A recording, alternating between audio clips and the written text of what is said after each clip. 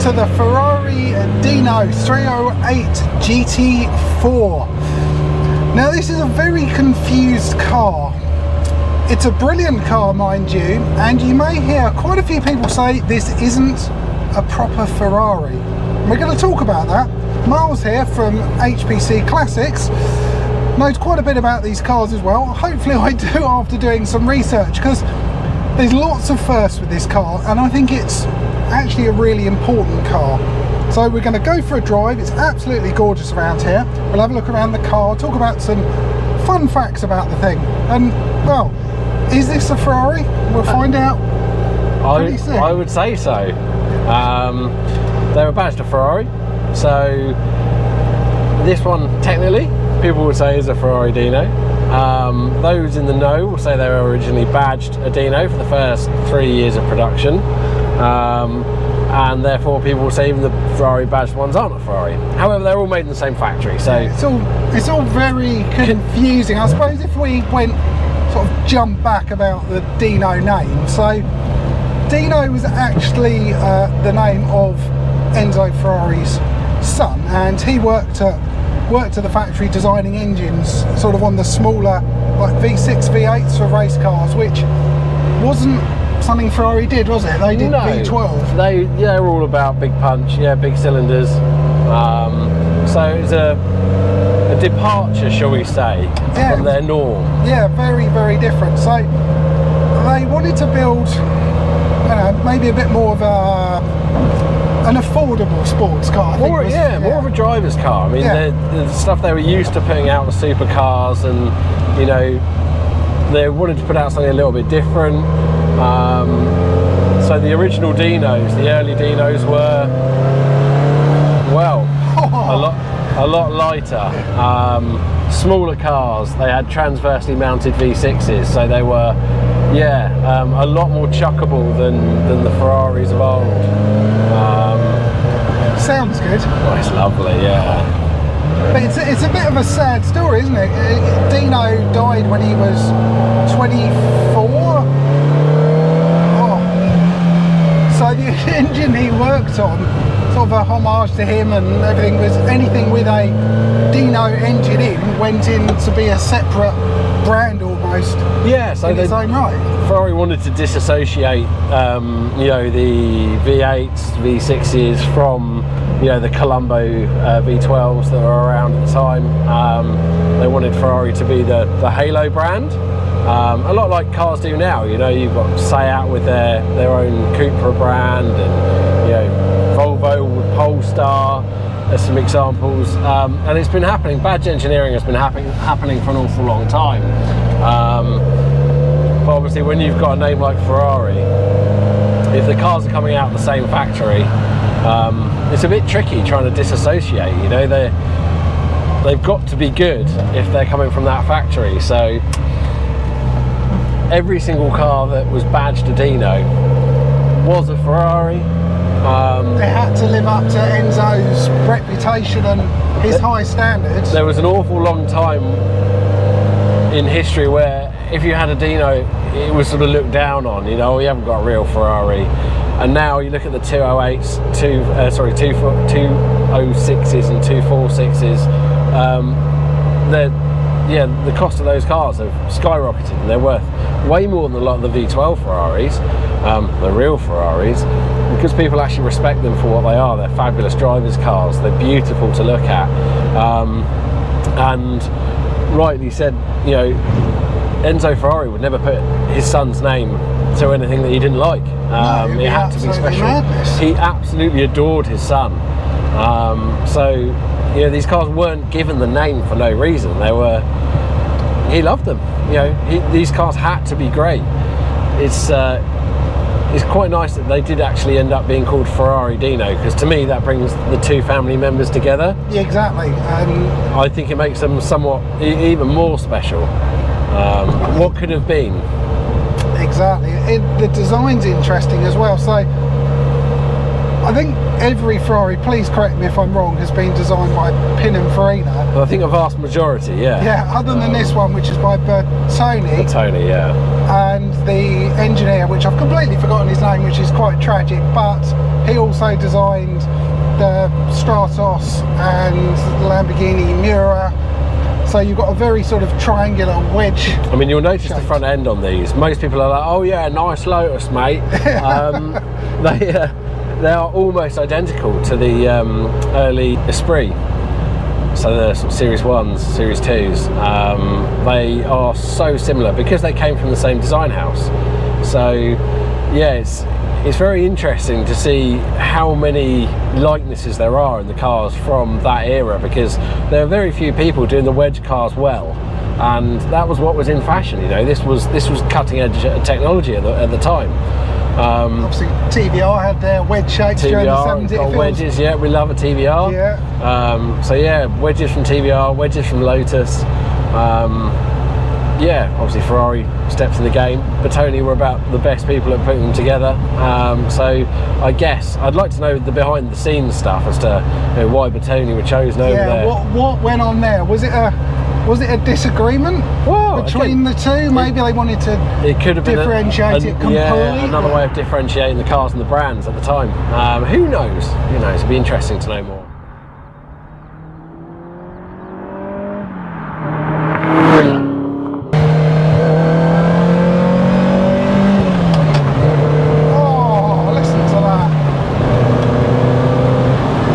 Revving her out. I don't want to go too far with it, but it's glorious, and it's so happy just sat at speed. It's 3 litre V8. Super supportive. It's just a glorious car to drive. The noise is wonderful. The feedback's fantastic. You have to get things right.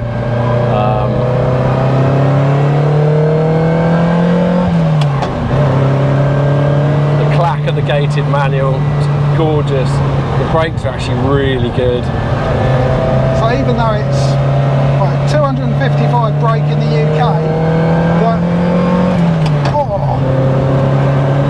how well is this riding this bit of roadway? Yeah, this road is terrible, yeah. It's renowned for being terrible. I've driven some very high performance cars along here, worth double or triple this, and it got absolutely annihilated on that bit of road. Brilliant. It is an absolutely brilliant car to drive, to look at, even to work on.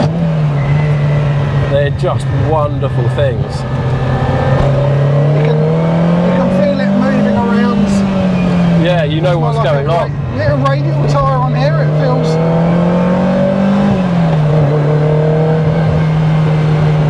There we go.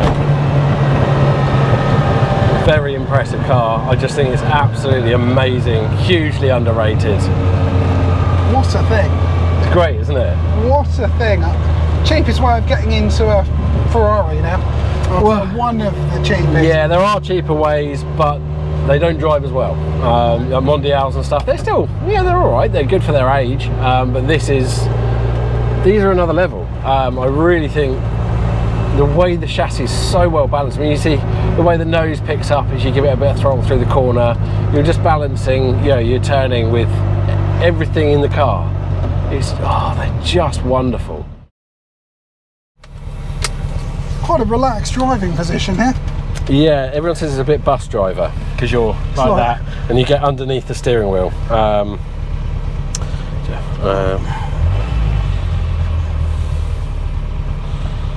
Quite heavy, quite a long throw on the clutch. I'm quite surprised about that. Yeah, it's a different proposition to a modern car in every way, but it rewards you 10 times more as well. So you just need to remember that it's down. Yeah, getting it in the right cog to begin with. Well, yeah, that clutch is. Well, would you believe it? A lot heavier. Oh, this wonderful thing. I knew it would take the correct buyer for this car because it's a little more expensive than most of them on the market, although it has had an engine rebuild, it's had the diff rebuild, it's had the brakes rebuilt, it's had the suspension, the body has been off the car as well. Oh really? I think it was about 2009. I'd go that way, go that way, go around the Zeds. Hang on. Yeah, that one. Yeah, the one in front of you. That, and it's the only one in this colour, pine green as it's known, Verde Pinot. Yeah, you've got to. There's a gear there somewhere. You've got to really be a little bit forceful with it. Aggressive with it. Yeah. Oh, it's a nice gated gearbox. It's lovely. You hear the clack as you change gears. It's beautiful, isn't it? It really is.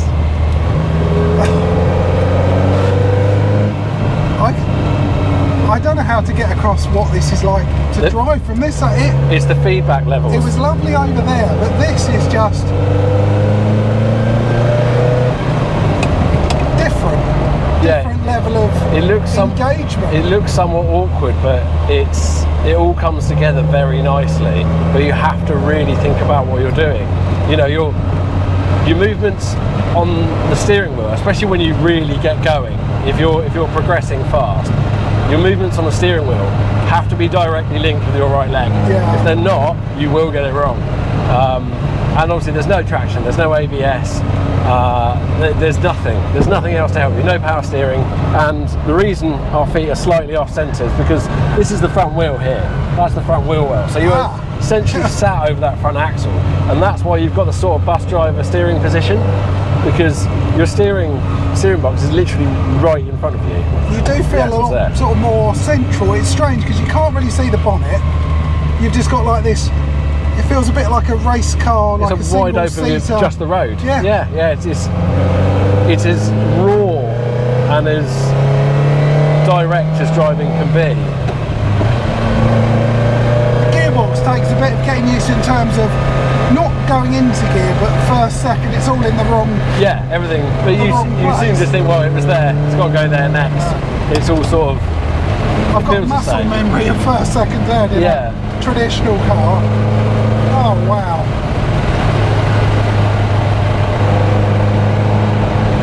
It's the sound, it's the feel, everything is so direct. I suppose it's cable throttle, it's none of this. Yeah, everything is mechanical on it. One thing you will notice is obviously the tyre technology isn't as good. So it doesn't hold on round corners as well as perhaps it could. Because the chassis, the brakes are fab, the chassis is amazing. With modern tyre technology, it'd still be a very, very fast car around a B road. Yeah. But the tyres are basically the limiting factor. I mean, you heard the rear squeal a little then, and we're not even pushing too hard. Yeah. So, yeah, it does sort of make you think about every move you make. Say everything on it is heavy, isn't it? The steering's heavy, the clutch is heavy. Oh, it sounds beautiful. It's lovely, isn't it? Yeah. Very airy and just. It doesn't skip a beat. It's lovely. So well damped on the road though. I'm not feeling any bumps or. Like, try and mark the car down in any way, other than obviously, yes, aesthetics. It has aesthetics that could be improved. But I think that actually adds to the fact that it's a cool car that's lived a decent life. Yeah, there's not a lot. I mean, like you said, tyres, but I'm enjoying not pushing this at all. I'm just this is the thing. It doesn't matter where you go, how fast you go, you'll enjoy it, and there will be people smiling and waving at you wherever you are. This is absolutely brilliant. I love the dials, the layout in here is awesome. It's got everything you need. It's all angled towards you. Oil pressure, oil temp, everything you could possibly want or need is there. You don't get that in modern cars, not unless you buy something that's really, properly sporty and racing. Yeah. But what an introduction to driving a Ferrari. So the first Ferrari I've driven. I won't say it's the best. I've not driven all of them. One day I'd like to say I have, but of all of the ones that I have driven, this is my favourite. The chassis is just otherworldly. Look at all those people turning around looking. The balance is unbelievable. Add to it the Verde Pinot colour, which is, it's glorious. Is it a factory paint? Yeah, this is exactly the colour it came out of the factory. From our research, there were two. So there's a left-hand drive car in California, still around in Pine Green, Verde Pinot, and from, again, research, this seemingly is the only other one, making it the only right-hand drive one. So wow, it's pretty cool. And it's got pop-up headlamps, 4 exhausts, and that's all you need to make a proper Ferrari.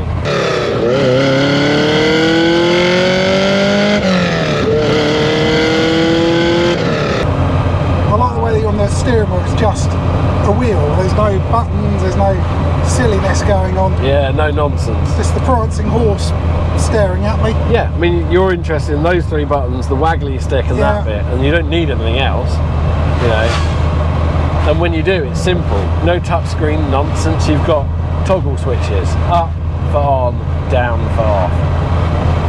I've got a stereo. I see a cassette. You have got a stereo if you want. Actually, this one's got a funky Bluetooth setup, so you can actually have it from your phone, and it's got modern speakers and things, so you can actually enjoy music if you wanted to. Air conditioning. It's actually got quite a lot in it, to be honest. It's more than I thought for a car from 79. 78, I think. 78, sorry. Yeah, so yeah, it's got a bit of everything you could possibly want and more. I mean, I would happily live with it without half of those things. You know, it's just lovely as it is. Well, thank you for allowing me to come out, and whoever's just bought this, you're a very lucky person. It's a bloody brilliant car. Yes, it is a Ferrari. It most definitely is a Ferrari. It looks great. Maybe not to everyone's taste. Wedge is slightly different, but I love it. Love the driving, the sound, the look. There's nothing not to like. No. They are phenomenal pieces of kit. Well, I'm glad you enjoyed it. Oh, I did. Well, guys, hopefully you did as well. If you did, please give me a thumbs up.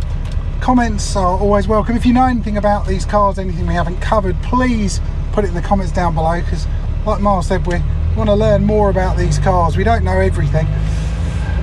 Never know everything. No. Every day's a school day. Exactly. The more we can learn, the better. Exactly. And yeah, thanks for watching, everyone. As I say, the young gent that's just bought this car is a very lucky man. I think A, it will stand him in good stead as an investment, and B, it's going to put a massive smile on his face. And that's what these things are all about. Exactly. Bought with head and heart. Exactly. Anyway, guys, thanks for watching. Click on the subscribe button, and I'll see you on the next video.